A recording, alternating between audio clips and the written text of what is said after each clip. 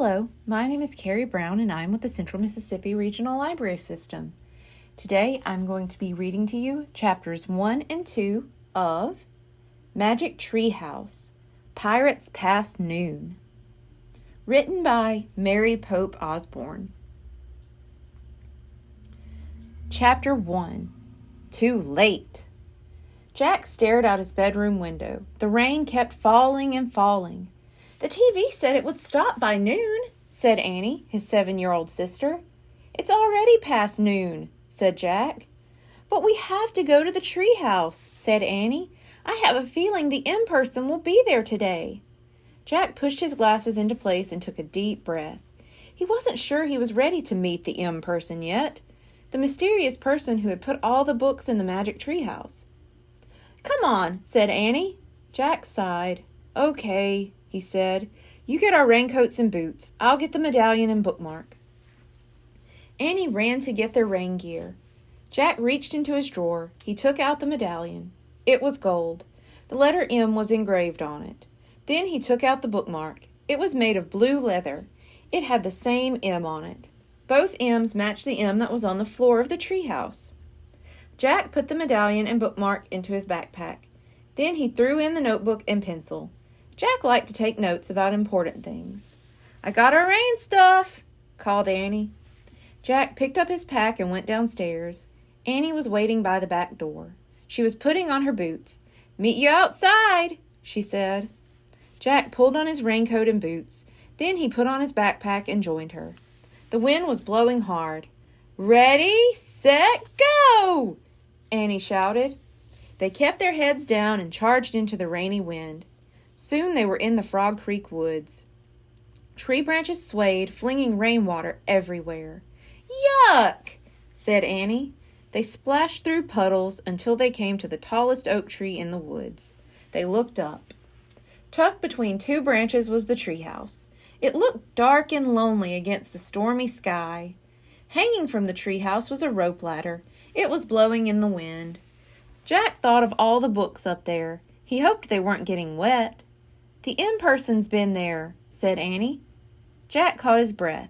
"How can you tell?" he said. "I can feel it," she whispered.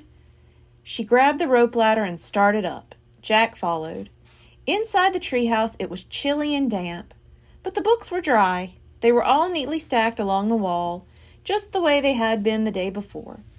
Annie picked up a castle book on top of one stack. It had taken them to the time of castles.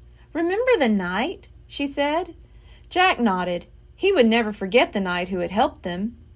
Annie put down the castle book. She picked up the next book on the stack. It was the dinosaur book that had taken them to the time of dinosaurs. "Remember?"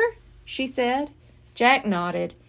He'd never forget the pteranodon who had saved him from the Tyrannosaurus Rex. Then Annie held up a book about ancient Egypt. "Meow," she said. Jack smiled. The Egypt book had taken them to the time of pyramids. A black cat had come to the rescue there. "And here's the book about home," Annie said.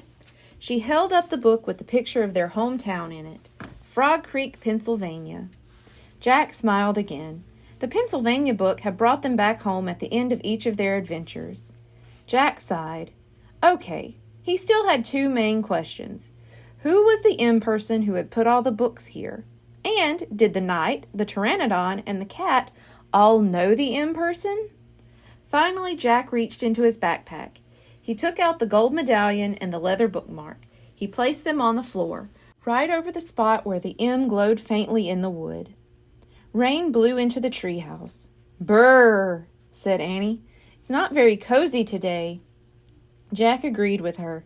It was too wet and cold. "Look!" Annie pointed to an open book lying in the corner. "I don't remember a book being open." "Me neither," said Jack. Annie picked up the book. She stared at the picture on the page. "Wow, this place looks great!" She showed the picture to Jack. He saw a sunny beach, a big green parrot sitting in a palm tree, and a ship sailing on a blue sea. Another gust of rainy wind blew into the treehouse. Annie pointed to the picture. "I wish we were there instead of here," she said. "Yeah," said Jack. "But where is there?" "Too late," came a squawk. Jack and Annie turned quickly.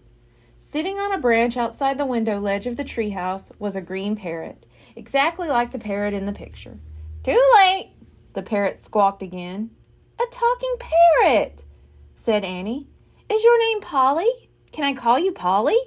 Suddenly the wind started to whistle. "Oh no, now we're in big trouble," said Jack. The wind blew harder. The leaves shook. The treehouse started to spin, faster and faster. Jack squeezed his eyes shut. Then everything was still, absolutely still. Jack opened his eyes. "Too late," squawked Polly. Chapter 2. The Bright Blue Sea. Jack felt hot sunlight streaming into the treehouse. He smelled salt water. He heard the sound of waves. He and Annie looked out the window.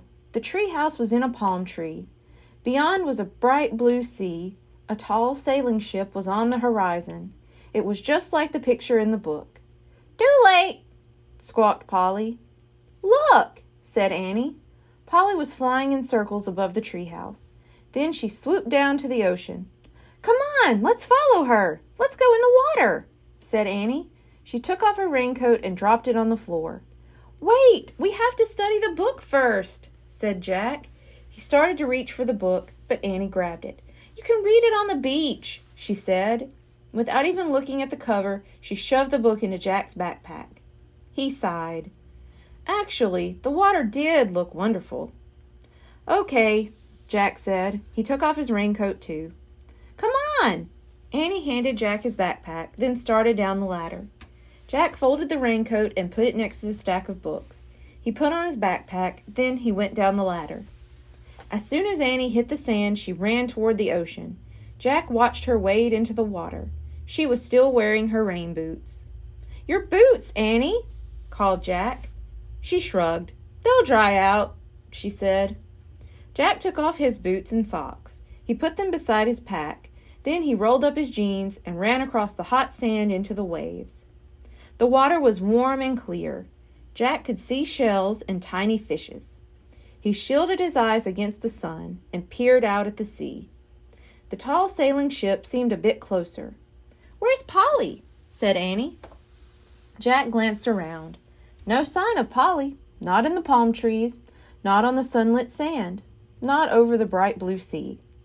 When Jack looked out at the sea again, the ship seemed even closer. Now Jack could see its flag. As he stared at the ship's flag, a chill went through him. The flag was black, with the skull and crossbones. "Oh, man," he breathed. He started out of the water. "What's wrong?" said Annie. She splashed after him. Jack ran to his backpack. Annie followed. He grabbed the book from his backpack. He looked at the cover.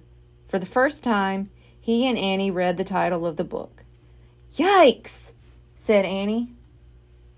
"Pirates of the Caribbean," Jack read aloud.